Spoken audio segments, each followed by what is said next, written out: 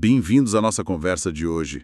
Vamos mergulhar uma história assim fascinante e bem complexa do livro de Gênesis, capítulo 16. Ah, sim. É a narrativa que envolve Sarai, Abrão e a serva egípcia Agar, uma trama, sabe, carregada de tensão humana e um significado bem profundo. Para nos ajudar a explorar essa passagem, a gente está se baseando em comentários bíblicos de estudo, especificamente das edições Holman e NAA. Isso. Eles oferecem perspectivas valiosas para a gente entender as nuances desse texto antigo. Exato. Nossa ideia aqui é investigar as motivações dos personagens, sabe? As dinâmicas de poder, os conflitos que surgem e, claro, as implicações teológicas dessa história toda. Certo. A gente vai ver como as escolhas humanas, muitas vezes feitas sob pressão, interagem com promessas divinas e acabam gerando consequências que, se desdobram por gerações. O ponto de partida já é tenso. Anos se passaram desde a promessa de Deus a Abrão sobre um herdeiro, mas nada aconteceu. Pois é, a espera, né? E Sarai, já idosa, sem filhos, propõe uma solução alternativa, envolvendo a serva dela, Agar. Uma solução que talvez fosse compreensível para o contexto da época, mas que acende o estopim para um monte de problemas. Vamos analisar isso mais de perto. Vamos lá. Primeiro, o cenário. Nossas fontes indicam que Abrão e Sarai já estavam em Canaã há, uma década. 10 anos, sim. A NA menciona isso. E Sarai, especificamente, teria uns 76 anos. Imagina, 10 anos esperando a promessa de um filho se cumprir. E nada. E nada. E isso contrasta demais com a garantia divina de uma descendência vasta, né? A questão do herdeiro é central, urgente para eles. E é nesse contexto, sabe, de espera longa, de aparente impossibilidade, que Sarai age. Ela sugere que Abrão tome Agar, sua serva. Aquela serva egípcia. Exatamente.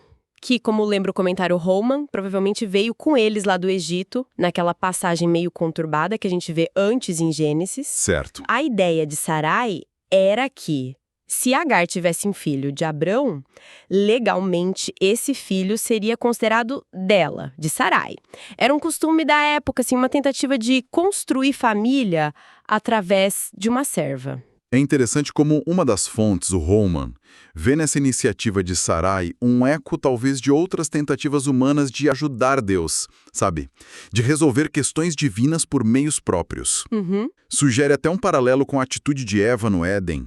Talvez uma impaciência ou uma falta de fé momentânea no tempo de Deus. Sim, e a outra fonte, a Ná, contextualiza bem a prática. Embora esse arranjo com servas existisse em algumas culturas do Antigo Oriente, não há um endosso claro disso nas Escrituras como sendo o plano ideal de Deus, né? Entendi.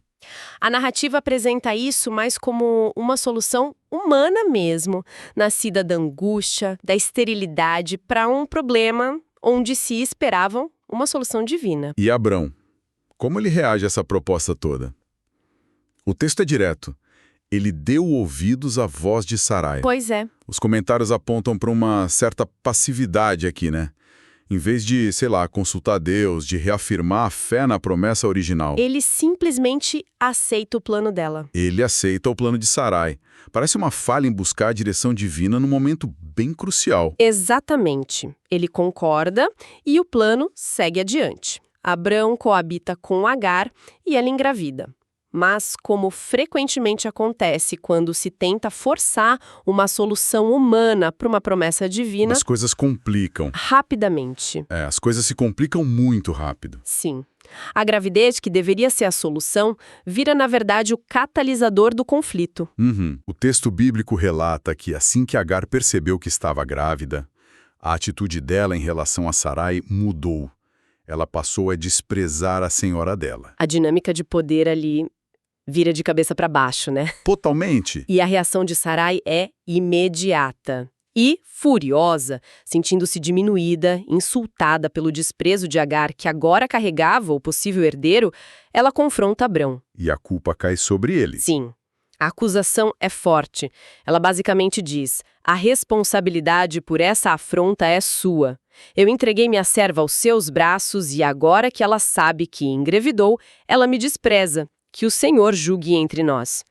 É interessante como ela responsabiliza Abrão pelo resultado de um plano que, na verdade, partiu dela mesma. E a resposta de Abrão nesse ponto é bem passiva, né?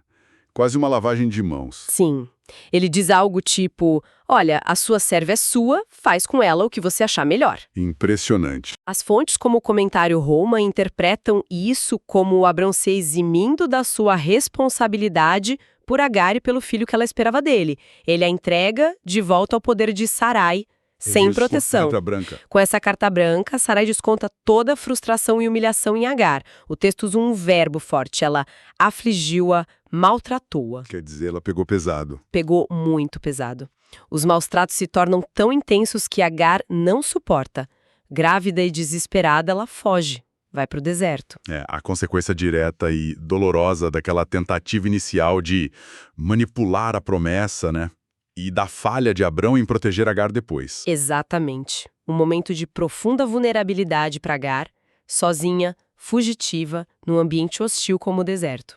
E é justamente aí que a narrativa tem uma virada, assim, inesperada. Sim. Surge uma figura singular, o anjo do Senhor. Ele a encontra perto de uma fonte de água.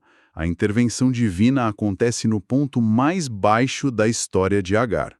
E essa figura, o anjo do Senhor, é muito importante notar isso.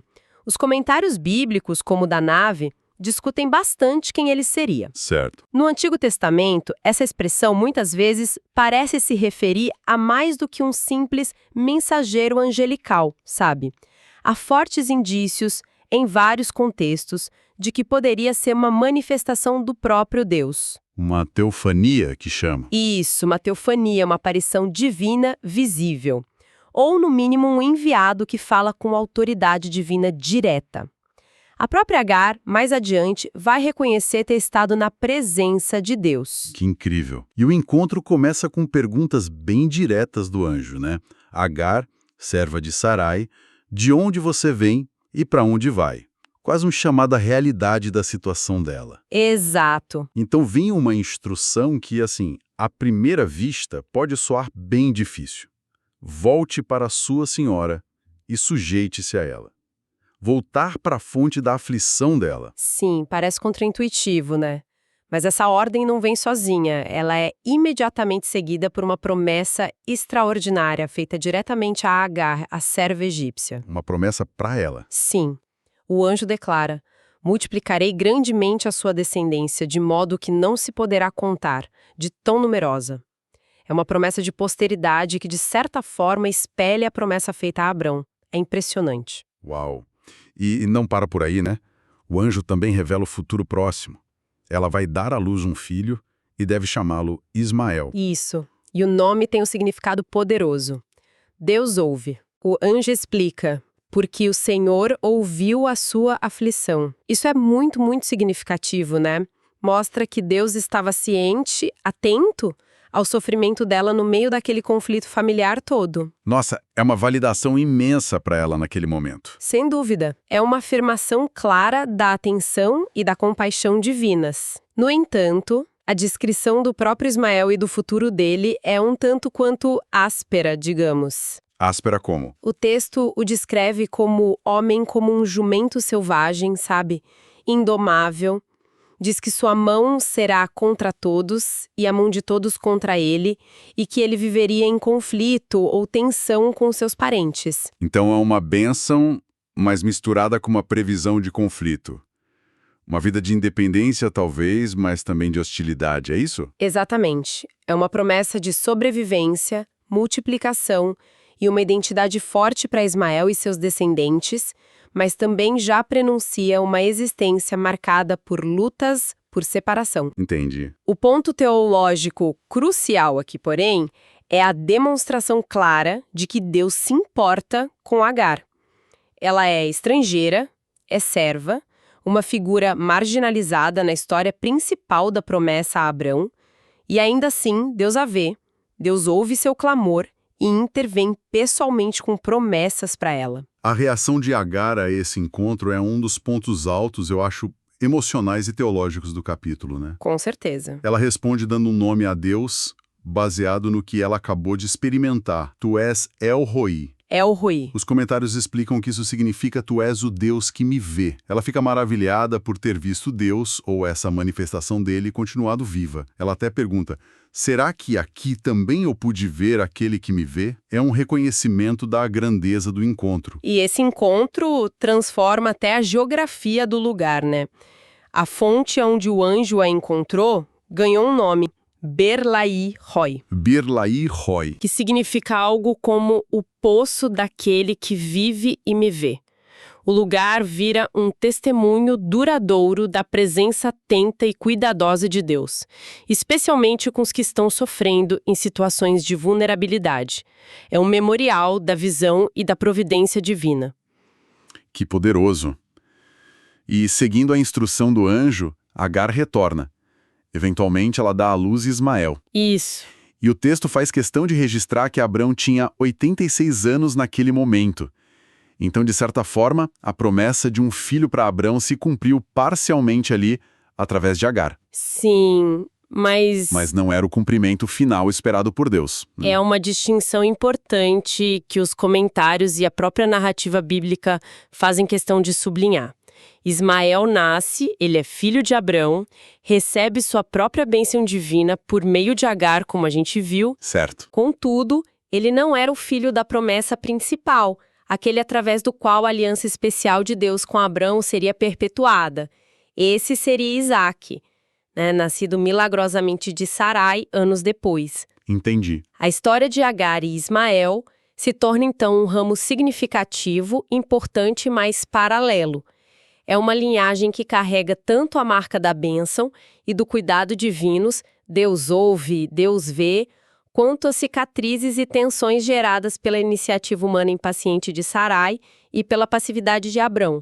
A compaixão divina não apagou as consequências das escolhas humanas. Isso é forte. É muito forte. Recapitulando nossa análise, então. A gente viu a impaciência humana tentando forçar a mão de Deus. Sim, o famoso jeitinho. Exato. O conflito inevitável que surgiu entre Sarai e Agar, a fuga dela para o deserto e, o mais marcante, a intervenção direta e compassiva de Deus na vida de Agar. E, fundamentalmente, a revelação de um aspecto do caráter divino.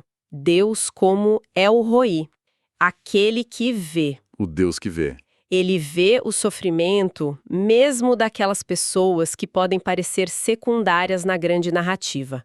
A história demonstra que a atenção e o cuidado de Deus se estendem para além do foco principal da aliança com Abrão, alcançando a serva egípcia na aflição dela. Essa narrativa antiga, lá de Gênesis 16, continua ecoando hoje, né? Ela nos convida a refletir sobre nossas próprias reações à espera, sobre as consequências quando a gente tenta controlar situações ou, como você disse, dar um jeitinho, em vez de confiar e ter paciência. E também nos desafia a enxergar a dignidade e a presença de Deus na vida daqueles que talvez a sociedade ou até nós mesmos tendemos a marginalizar. Exato. E para finalizar, talvez deixar uma provocação para pensarmos depois, a descrição de Ismael carrega essa tensão, né? Uma promessa de grande descendência, uma bênção dada por Deus a Agar, mas lado a lado com a previsão de uma vida de conflito, sua mão contra todos e a mão de todos contra ele. Essa dualidade. Sim, essa dualidade, essa coexistência de bênção e conflito na mesma linhagem. Como isso pode iluminar nossa compreensão das complexas relações históricas e atuais entre diferentes povos, diferentes grupos que, por vezes, compartilham origens ou histórias entrelaçadas, mas vivem em constante tensão. Uma reflexão profunda. É algo que ressoa muito além do texto bíblico em si, não acha? Fica aí para a gente pensar.